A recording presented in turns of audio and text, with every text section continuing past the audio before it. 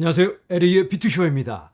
XRP 움직임이 지난 며칠간 심상치가 않죠. XRP 홀더들의 가슴이 두근두근 하고 있을 텐데 도대체 무슨 일이 벌어지고 있는 걸까? 함께 살펴보도록 하겠습니다. 자, 먼저 작년 말에 있었던 라이브러리 소송에 대한 판결. 이때 법원에서 어떠한 말이 오고 갔는지에 대한 녹취록이 공개가 되었습니다. 이게 어제 공개가 되었는데 이렇게 연극 대본처럼 판사가 무슨 말을 하고 그리고 라이브러리 측 대표가 또 거기에 대해서 이야기를 하면 SEC 측에서는 또 뭐라고 했는지 이렇게 쭉쭉 나옵니다. 그런데 이 내용이 눈물 없이는 볼 수 없는 우리를 울컥하게 만드는 내용이 담겨 있습니다. 어떠한 내용이냐? 이렇게 이 크립토로 존 디튼 변호사가 이걸 정리해서 핵심만 추려 놨는데요. 여기 보면 어떠한 말이 오고 갔을까? 이 라이브러리의 대표가 카프맨이라는 사람입니다. 이 사람이 판사에게 말할 기회를 얻었습니다. 보통은 변호사가 이야기를 하는데 이 사람이 너무 답답하니까 판사님 제가 한마디 해도 될까요? 하고 이야기를 하니까 판사가 그럼 한번 얘기해 보세요. 이렇게 얘기했더니 지난 5년간 이 사람이 이 문제를 해결해 보려고 온갖 방법을 동원해서 SEC한테 달려가서 납작 엎드려서 도대체 뭘 어떻게 하면 이 증권에 대한 문제를 해결할 수가 있냐? 우리도 이더리움처럼 되고 싶다. 비트코인처럼 되고 싶다. ICO가 문제면 그러면 뭐 우리 코인 다 없애면 되냐? 프리마이너한 거 싹 다 없앨 수도 있다. 회사를 문 닫을 수도 있고 원하면 직원들 해고시키겠다. 내가 가진 전 재산 다 갖다 바칠 테니까 이 문제를 해결할 수 있는 방법을 알려달라. 그런데 안 가르쳐 주지롱 하고 SEC가 말을 했잖아요. 왜냐하면 자기네들도 결정이 안 된 상태고 지네들도 모르는데 뭘 알려주나요? 이러한 상황이었는데 이 사람이 하도 답답하니까 이런 내용을 판사에게 이야기를 합니다. 그랬더니 거기에 대해서 SEC 측에서는 이 사람이 얘기한 거에 대해서 뭐 굳이 다 답할 필요는 없고 판사님 우리가 그동안 여러 번 기회를 줬고 어떻게 하면 증권 문제가 해결될 수 있는지조차도 알려줬습니다. 라고 이야기를 해요. 그랬더니 여기 이 커프만이라는 사람이 You are liar! 거짓말쟁이 당신! 그랬더니 이제 판사가 wait 잠깐 그런데 You are lying right now to the judge's face. 당신 거짓말쟁이야. 이 판사 앞에서 새빨간 거짓말을 하다니 이 나쁜 놈 하면서 막 울먹거리면서 판사가 저지를 시키는데 미스터 카프맨 하고 딱 저지를 시키는데도 이 사람이 막 열변을 토로합니다. 제가 할 수 있는 건 다 했습니다. 다. 여기 보면 제가 했던 것들 우리 회사를 완전히 다 없애버리겠다.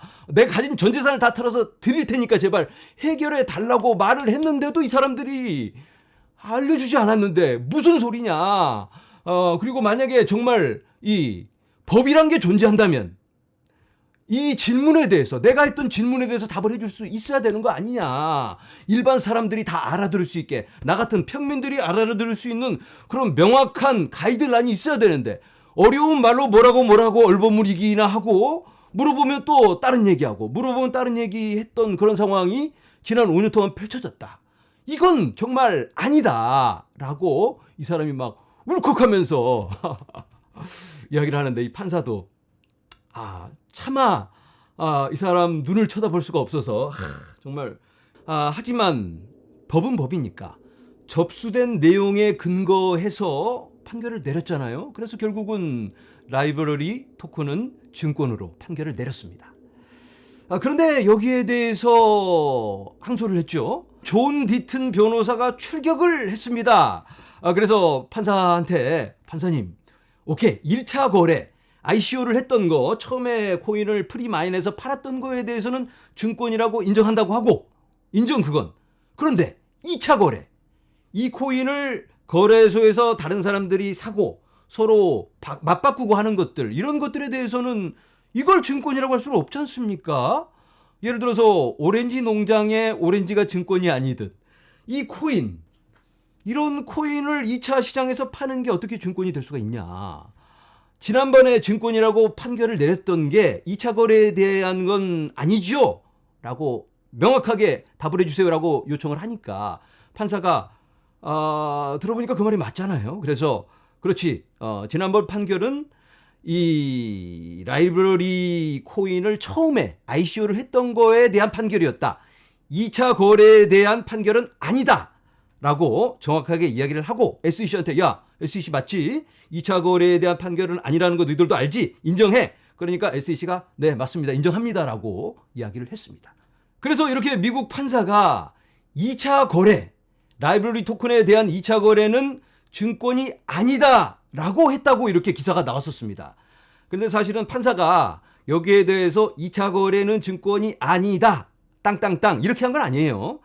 그거는 뭐 알아서들 이해를 하고 그것까지 내가 말하긴 그러니까 워낙 또 다른 소송까지 연결이 될 수 있으니까 말을 아끼는 모습을 보였습니다. 하지만 이런 뉘앙스로 이야기를 했습니다. 2차 거래에 대해서는 증권이 아닌 걸로 모두가 그렇게 이해를 했고 그렇게 지금 연결이 되었는데 그 라이브러리 소송 때 있었던 미스터 코프만의 그 열변, 그 마음이 이 암호화폐 투자자들에게 전해지면서 이 암호화폐 업계가 하나로 좀 합쳐지는 지금이야말로 똘똘 뭉쳐야 되는 그런 시기가 아닌가. 이 너무나 나대는 SEC를 이제는 좀 눌러줘야겠다. 이러한 움직임이 일고 있습니다. 그래서 보면 벤 암스트롱 SEC의 웰스 노티스를 받았죠. 코인베이스가. 자, 이런 게 코인 업계를 하나로 뭉치게 하는 어떤 기폭제가 되고 있지 않나 이런 이야기를 합니다. 실제로 산딥이라는 폴리곤의 창시자 그 사람도 이 웰스 노티스 뉴스가 나왔을 때 이해를 못하겠네. 미국에서 다른 회사도 아니고 어떻게 코인베이스에게 소송을 걸 수가 있을까? 코인베이스라면 정말로 그 모든 규제에 맞춰서 쫓아가려고 하는 FM대로 가고 있는 코인베이스에게 딴지를 걸다니. 이러면 미국에서 우리 사업 못하지 하면서 이제는 우리가 좀 다른 옵션을 봐야 되겠다. 이왕이면 다른 나라에서 개발을 하고 다른 나라로 좀 뻗어 나가는 게 좋겠다라고 이야기를 해버려요. 그러한 움직임이 이제는 퍼져가면서 경각심을 불러일으키고 있습니다. SEC 이대로는 안 된다. 그런데 게리 겐슬러는 아랑곳하지 않고 마이웨이를 고집합니다. 게리 겐슬러의 오늘 트윗인데요. 투모로우라면 내일, 지금 미국 시간으로 밤이니까 잠시 후면 게리 겐슬러가 미국 의회에 출석을 합니다. 아니 왜 거기를 가나? 2024년 예산을 청구하겠다. 그러니까 이 못된 암호화폐 이놈들 잡으러 다니려면 사람들이 더 필요하니까 돈 더 주세요. 돈을 더 달라고 요청을 하려고 지금 의회에 간다고 하는데 이 게리 겐슬러 한번 눌러줘야 되겠는데 이거 큰일입니다. 너무 나대고 있는데 제 마음이 전해졌는지 이 패트릭 맥헨리라는 분은 미국 하원 금융서비스위원회의 의장입니다. 이 사람은 친암호화폐 사람인데요. 이 사람이 게리 겐슬러를 불러다가 4월 18일에 추궁을 하겠다. 추궁을 한다고 합니다. 이것은 그의 규칙 결정과 디지털 자산에 대한 그의 접근에 관한 것입니다. 아니 왜 도대체 이런 소송에 의한 이 규제를 하려고 하냐? 이유가 뭐냐? 왜 이렇게 하고 어떤 방법으로 앞으로는 또 어떻게 할 거고 자세히 한번 얘기해 봐라 라고 좀 밀어붙일 것 같습니다. 맥켄리는 1년의 감독 청문회 중 첫 번째라고 덧붙였습니다. 여기에 대해서 톰 에머 의원은 그릴에 불을 붙일 시간이다. 자, 게리 겐슬러 잡아다가 한번 발라버리자 뭐 이런 느낌의 이 댓글을 달았습니다. 게리 겐슬러 뭔가 조치가 취해져야만 되겠습니다. 부디 제자리를 찾아주기를 간절히 바라봅니다. 자, 이렇게 리플 소송이 마지막으로 치닫고 있는 것 같으니까 뭔가 결정이 나고 명확성이 생기고 방향이 잡힐 것 같으니까 XRP에 대한 관심이 매우 뜨겁습니다. 요즘 화면에서 보시는 건 구글 트렌드인데요. 지난 1년을 보여주는 XRP에 대한 서치 검색 기록입니다. 이렇게 지난 1년 동안 최고치를 기록하고 있는데요. 3월 25일까지 전 세계적으로 이렇게 XRP에 대한 관심이 뜨거우면서 이게 XRP 가격에도 살짝 반영되고 있는 게 아닌가 이런 생각이 듭니다. 자, 이제는 리플의 또 다른 소식을 전해봅니다. 리플이 뉴 디지털 유로, 새로운 디지털 유로 CBDC, 여기에 기여를 하고 있다. 개발에 참여하고 있다. 이런 내용인데요. DEA, 디지털 유로 어소시에이션, 여기 위원회에서 백서를 내놓았습니다. 이 백서의 내용을 살펴보면 이 프라이버시와 CBDC와의 관계, 왜 프라이버시가 필요한지 이런 내용이 담겨 있습니다. 영어로 되어 있기 때문에 제가 이걸 번역을 해봤는데요. 제가 번역을 한 건 아니고 구글 번역기로 제가 이렇게 번역을 짜잔 했습니다. 자, 프라이버시 및 중앙은행 디지털 통화.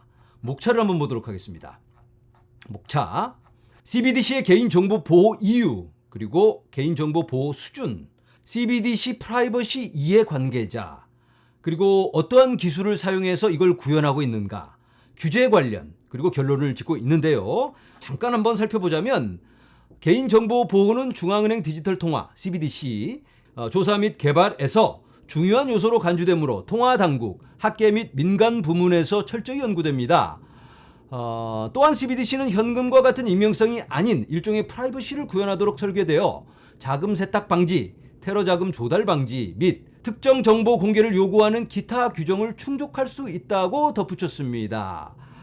그리고 캐나다 은행, 중국의 CBDC 이런 다른 경쟁 CBDC에 비해서 더 낮게, 더 잘 만들어야 한다.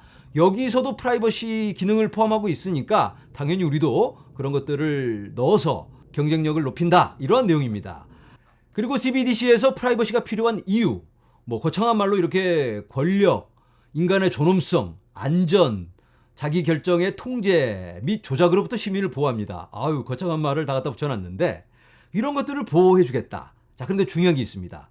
우선순위는 관할권마다 크게 다를 수 있습니다. 그래서 결국은 관할권에서 정해주는 대로, 정부가 정해주는 선에서 프라이버시가 가능하다. 이런 내용입니다. 추가 설명을 드리자면 개인 대 개인으로 거래를 한다든지 할 때, 예를 들어서 제가 이 코인을 제 친구한테 보낸다고 하겠습니다. 저는 이 친구가 제 계좌에 얼만큼의 돈이 있는지를 알기를 원치 않습니다. 그래서 이 프라이버시가 필요하겠죠. 그리고 제가 어디서 뭘 사는지도 몰라야 되는 겁니다. 제가 이 옷을 어디서 샀는지 몰라야 되는 거고, 제가 사업을 한다면 제가 물건을 어디서 띄우는지 알면 안 되겠죠. 그래서 그러한 프라이버시가 필요하고 어느 정도의 익명성이 필요한 겁니다. 그래서 이러한 프라이버시, 익명성 기능 이런 것들은 횡적인 프라이버시다. 하지만 정부에서 내려다본다면 이 친구가 이리 돈을 보냈네. 이 비투시와 이 친구 자꾸 이상한 소리 해대고 영상에서 안 되겠네. 혼 좀 내주자. 야, 너는 한 달에 1,000불만 써. 이렇게 제안을 한다든지, 너는 이제 앞으로 1년간 고기는 못 먹어. 이렇게 막을 수도 있는 겁니다. 그래서 프라이버시의 침해를 당할 수가 있습니다. 컨트롤은 여전히 정부에서 한다. 그래서 CBDC는 위험할 수 있다. 아주 조심스러운 수용이 필요할 것 같습니다.